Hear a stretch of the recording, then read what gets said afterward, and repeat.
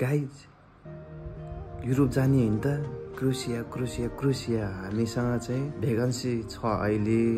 केटी मान्छे बोथलाई चाहिँ खाना पिनादेखि बस्नदेखि सबै कम्पनीले प्रोभाइड गर्छ स्यालेरी चाहिँ 1 लाखदेखि 1.5 लाखसम्म हुन्छ भनेर तपाईहरुलाई कति एजेन्सीहरूले युट्युबतिर टिकटकतिर देखिन्छ हैन अनि एजेन्सीले ल्याउँछ यहाँ दलेरले अनि ल्याएर होस्टलमा राखिदिन्छ त्यतिकै अनि तपाईको पेपरहरु केही बन्दैन अनि त्यो पेपर नबनेपछि तपाई डिपोर्ट हुन्छ अनि तपाई नेपाल गएर फेरि अर्को युरोप कन्ट्री चाहिँ तपाईले एप्लाई गर्नु भयो भने तपाई यहाँदेखि 5 वर्षको लागि पेन गर्छ अहिले अहिले सेन्जेन युनियन भित्र परेपछि तपाई अफिसले अरु देशहरुमा नि जानलाई चाहिँ पुलिस रिपोर्टको उ हेर्दाखेरि चाहिँ अरु देशबाट तपाईलाई डिपोर्ट हानेको देखिन्छ पछि गएर तपाईलाई के समस्या पर्ने कि आउने हो त्यो त अब पुलिस क्लियरेन्स सर्टिफिकेटमा चाहिँ स्योर देखाउँछ पनि